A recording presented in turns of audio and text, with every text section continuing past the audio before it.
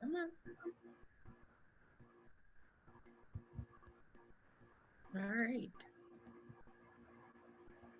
I got a live icon over here, Chris. I don't know what you're seeing. We are live. Let me give it. There. 2 people have joined. Okay. Welcome to 20 Laps with pretty much, it's supposed to be Chris and Jerry, but it's with Jerry, and Chris nods her head a lot. No. This week, our guests are the street stock driver of number 7, Ken Wendt, and the sport mod number 54, Justin Lueck. Hi, guys. Hey. Hey. And they were so nice and colored in their numbers for me at the beginning of the season so that I could actually see them from the scoring tower. Well, yes. Glasses. I should say Justin had his kids do it, but you know. Yeah. All right. Well, Hey guys, good of you to join us through the miracle of technology. We're able to do this. And, Chris works the controls down there at her home, and it's great to see you guys. And you did a good job. You got a big welcome banner in front of you, coming to us live from your shop right out of Beaver Dam, right, guys? Yes, sir. True. And you got a full quartet of cars in there.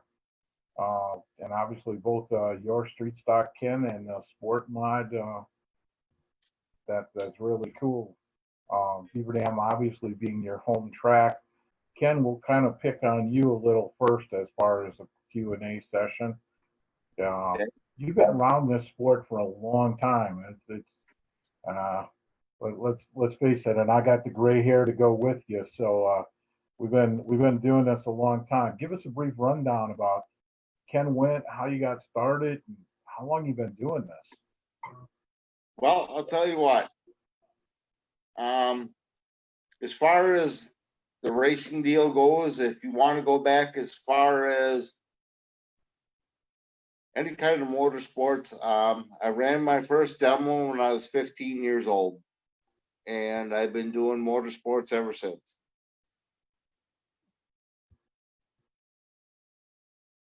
You've been active, and I know I've seen you around the track a long time, but your roots, you go back even to the, and we look at the half mile down the street, you were active Yep. down there, cut your teeth out there during that heyday. And you had taken a hiatus. You had kind of stepped away from it for a while. And Yep, I a stepped couple away years for a while. couple years ago, you jumped back into the fray, going back into the street stock. Tell us about that. Yeah, I stepped away for quite a while. Well, actually, probably 3-4 years. In like 2009, I jumped back into a streeter. I ran for a while, had success, and then I stepped back out again. And then,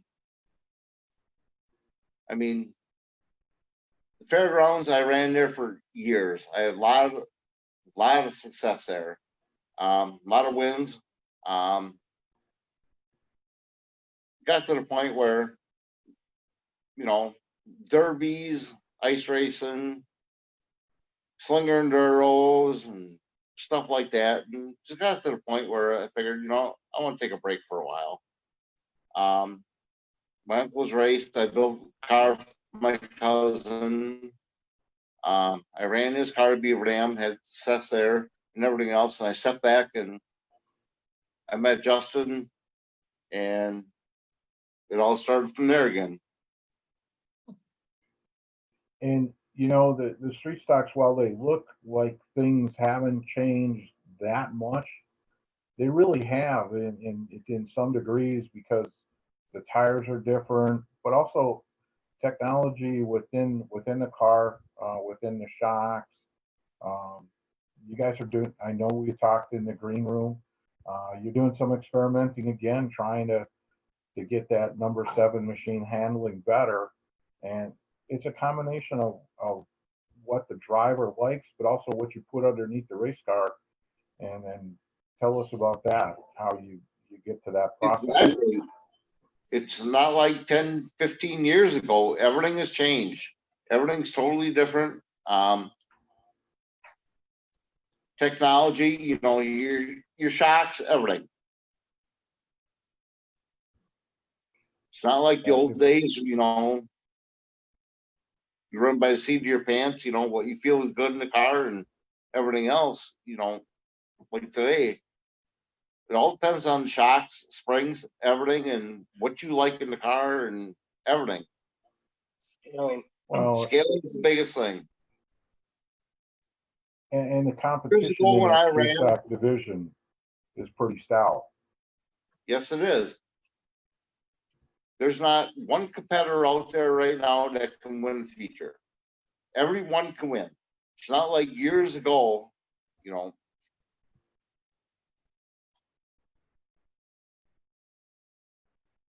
Now, and you kind of talked about that, you know, years ago when you first started racing, when you built your cars in the early days, you went to the salvage yards, you harvested some parts.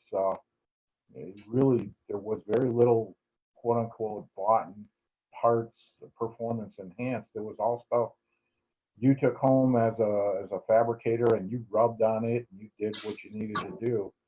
You guys weren't using racing springs, you weren't using racing shocks. Um, you know, you're running the old Monroes and, you know, stealing springs out of a Cadillac and Exactly. making it work. Um, that's probably the biggest thing, even though the bodies in many cases were running frames that are plus 30 and 40 years old. Correct. It seems to have really evolved a lot, and has changed really how you go racing. Right.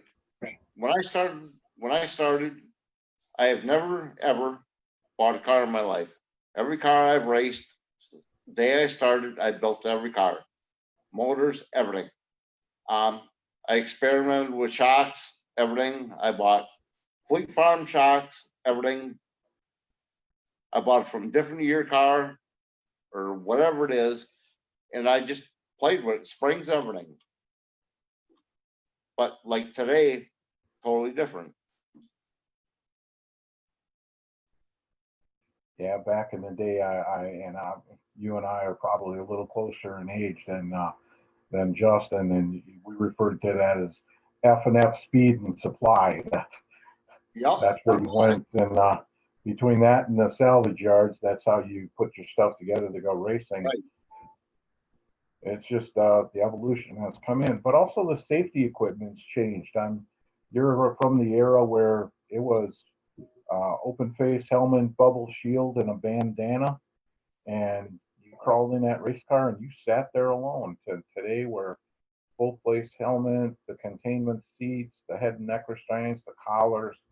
Um, you know, no more dirty T-shirts and cowboy boots to go racing. Exactly. Now you're in full gear. I never ran an open face helmet. I was running full face helmets. No tear offs ever. I ran bubble goggles, the old Earnhardt style smoke bubble goggles. Yeah, things have evolved, but and the transponders, which Chris gets to work with on Saturday nights for the scoring, takes a lot of the we'll say post-race discussions about who finished where out of it. You can just hit the button and go. The transponders don't lie, and I've been there and looked at the sheets, and trust me, it is the truth. Um, that's made things a bit more challenging, especially up in that scoring booth. But it's changed a lot of the focus on the drivers too. Some of the things you need to do differently, like make sure you got your transponder in and working, right, Chris? Uh-huh. Yes, very important. We're going to switch gears. Sport mod racing. Justin, you jumped into that sport mod, which that class has really changed. You know, you talked about something that's changed. When we started with the sport mods in Wisconsin, and I believe Beaver Dam was one of the first tracks to start a sport mod program. We started with scant few cars. Now we're to the point where we're seeing, depending on the night, anything from 18 to 26 cars, and all good cars. It's a challenge. You jump into that, you know, that's got to be what was your thinking going into that sport module? It's difficult to class as that is. Well, after a couple of years of running a street stock for a while, I just, you know, it gets old after a while, and you just want to bounce up to something a little bit bigger, something a little faster, something that has more geometry, better handling to a point. You know, like everything comes down with scale shocks and springs, and newer chassis do an incredible thing. I mean, you guys remember my old Pro that I had out there, and it would kick my butt week after week after week. And getting a newer Harris chassis, it's working pretty good, except for ignition problems, but pretty much got that figured out, I think. And you talked about it, like we talked with Ken, how things have changed. That Pro chassis back in the day, that was a pretty hot ticket, and that really was. Yeah, I mean, that was, you know, championship winning stuff, but that's the competitors, you and the guys you race with, continue to push that envelope about working on those cars and trying to find new things, better ways to do it. And I know we talked earlier that Ken's doing some experimenting, and actually you're going to take the street stock out and do a little test session on Friday night, trying to get it to where it's even better for Saturday, because you got this weekend off with the sport mod. But that's got to be a constant evolution with you as far as trying to tinker and tune with that hot rod. Yeah, it is. It's trying to keep everything, you know, operational, keeping up on maintenance. Can find something wrong with one of the cars, he lets me know right away. Get parts ordered, get ready to go race, and just hope for the best. Make sure we have a good night, and try to get it back up on the trailer under its own power. With both of you guys working together, you find that you can share pit crews, you can share the shop space. That's got to be a big advantage for you as a race team. You know, if one guy had a good night, doesn't have a whole lot of maintenance, the other car had some issues, you can really get right after it. That's got to be a plus for you guys. Yep. Yeah, I'm so used to working on the stuff by myself. After a bad night of racing on Saturday, I'd take Sunday through Thursday trying to figure it out. And now it's not so bad. I mean, we both still work a lot, but it's just easier to split it up a little bit here and there and try to get something done. With that, you guys have got advertisers on those cars. Here's the opportunity to get it out there. You know, plug those advertisers, plug those people that are definitely helping you do this, because the reality is there's darn few people that do it alone. It goes under the heading, it really takes a village. Who's the village on coming out of your shop? Well, the only thing we have, Keys for Realty out of Waupun, Thirsty Marlins out of Waupun, Real Clean Solutions, Heck Home Inspections. Otherwise, both these cars, everything is out of pocket. Whatever happens to these cars, everything is out of pocket. What about extra people that help you out with their time, talents, and knowledge? Had a lot of help in the last 3 years with trying to set up the sport mod to make it go a little bit faster. So Derek Schroth, he helped me out a lot, and along with his family on getting angles right and what the car is going to do, what it should do. what is it doing when it's on the track and giving me all the info that I need. So then we try to adjust it or do what we need to do to try to correct the issue if we have one at the moment. But everything is family, friends that help us. And the way I look at it, these people aren't just friends. To me, they're family. If somebody needs help, I will help them any way I can. Advice, parts, whatever. I don't care if you're family, a friend, or whatever. The way I look at it, everybody is family. Kind of the old school way of looking at it, Ken. And I know back in the day, and I know you look at it the same way. You guys go out there. Once you hit the track, it's game on, and you do battle, and you do everything you can to win. But once you get back in that pit area, it really is one big family. You do try and help Yes, each other out. You know, that's like Justin. He gave me the opportunity to run his car, him and his wife. He's a best friend, but to me, he's not a friend. He's family. And that's the way it'll be forever. Ken, I'm going to go back to you, pick on you with two questions. Who was your racing mentor, and who was your racing hero? Oh boy. Well, my mentor probably has to be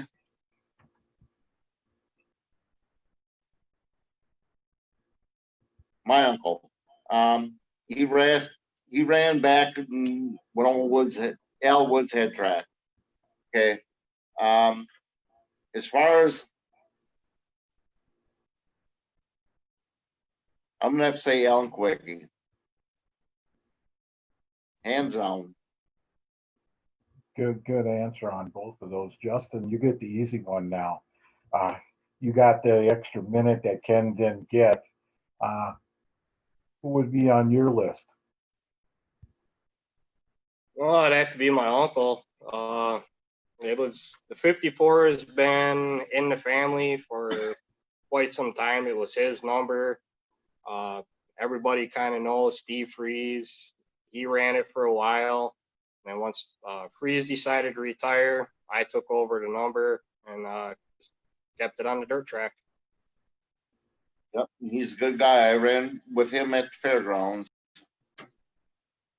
And I know I've been seeing a lot of the old fairgrounds pictures pop into a Facebook feed, and it's very cool. And one of those things, we should never forget those racing roots, because and even though the place isn't running too much right now, there's a lot of fond memories for a lot of people, both drivers, race fans, and even officials that work down the street there. And a lot of those guys we still see in and about the pit area at Beaver Dam. Heck, that's where Chris got her start, right, Chris? Yeah. Yep. No, I did scoring there in the 90s. Did some hand scoring, and then worked for a year with when they started back up a couple of years ago. I worked a year with them. So yeah. Guys, throw another curve question at you. If you could change one thing about the state of racing, and you had the magic wand and the pixie dust, and you could say, make one change, what change would that be? Justin, you get to go first on this one. Oh boy, I don't even know. I mean, that's a hard one. Boy, I don't know. I really couldn't tell you on that one. I mean, everybody is, skilled, very skilled. So, I mean, you really can't put a damper on any of that. I mean, I don't know. I really couldn't tell you. I mean, it's an enjoyable sport. I mean, it's something to do. It's have fun. And just try your best and try to be better than you were the following week, really, I guess. Ken, what would you change if you could? I mean, do the best you can every week. Give it 100%. But the biggest thing I would probably say is get the youngest people involved you can. Get them involved in racing. Make it a future to last forever. That, and I gotta say, Ken, that's really deep thoughts on that, because then I gotta agree with you. You know, we look at it and we're kind of the old school, the old generation. That's why it's always a soft spot in my heart when you look at the karting program at Beaver Dam, because that's given so many young Right. people the opportunity to get involved in motorsports, and I don't want to say train their mind, but train their families to what racing can bring and deliver, that camaraderie. And it's hard for the casual race fan who doesn't spend time in the pits, in the race shops, because you guys are a testament to it. Here it is, Thursday night, you're out in the shop, and when we go off air, you guys got work to do, and you're going to be out in the shop hanging out, doing stuff. But that camaraderie, those are those memories that you're going to keep with you, as well as the things you spend time with at the track. And that's always, those are the special moments you look forward to. That's what we look for. Chris? That's what our plan is. Our plan is Justin's son, my son, they're going to jump in the street stock. They're going to ring. We're actually in the process of putting the old 54 back And together. cat out of the bag is the old man here is going to jump in sport mod. Wow. So we're going to see the 54 and the 54B. So That'll probably be the 7. it'll be the 7B or 7W, whatever. All right, cat out of the bag. That's the plan. Very, very cool. Younger Chris, you got any generation, questions? Get them involved in it. Get them going. Yeah. And those young people have done rather well, as we've seen them get in there with the proper coaching and getting them to understand how to go racing and how to do it right. Yep. Chris, any questions jumping off the page there on your feed? Oh, I'm sure she's got a few. Nothing on the.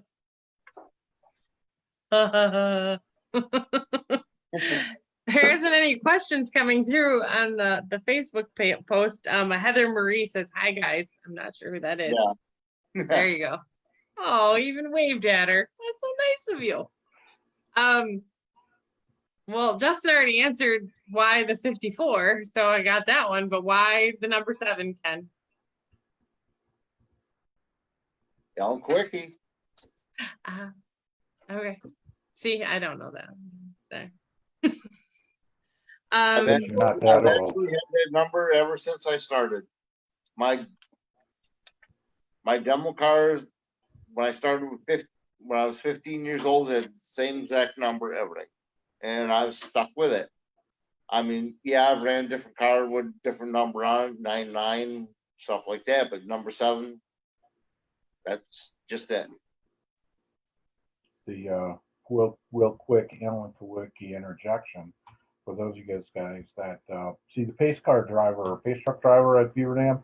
He actually worked on Alan's pit crew back in the day, Dan Casey. So Awesome. a lot of connections, even though we're dirt track, to those, you know, those individuals. And I know when I've talked to Dan, and I'm sure you guys are the same way, you know, there's a lot of fond memories being around those people and class acts. Chris, you got to have at least a half a dozen pertinent questions to throw at the guys. Okay, so you guys said you are working a lot. What do you guys do outside of racing? What's your occupations, and what kind of things do you do outside of dirt tracks? Racing. Really? I'm actually a tank wash manager. Justin? I work up at Oshkosh Truck in a dry dock for truck deliveries. And beyond the actual racing, what you do, and encompasses all of your summer and probably your spring and your fall, getting stuff ready and tuning it up. What are your hobbies beyond this thing? I know Ken mentioned ice racing back in the day. Do you guys still do any of that, or what else do you Not do? anymore. Been thinking about it, but usually I go camping once a year, or otherwise sit in the shop working on stuff. That's it.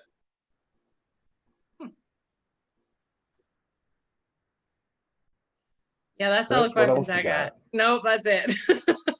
All right. Well, cool. That'll wrap it up, Chris. You Yeah. don't have anything else? We No, can wrap up the segment. thank you guys for joining us both. You're welcome. I know one of you is more excited about this than the other. I won't say who, Justin. So, right. yeah, I look forward to seeing you guys on Saturday, because I'm sure with Ken being there, I'll We'll be see there. Justin. Yeah. All right. Thanks, guys. We look forward to seeing you Saturday night. All right, All right. thank you. See you guys later.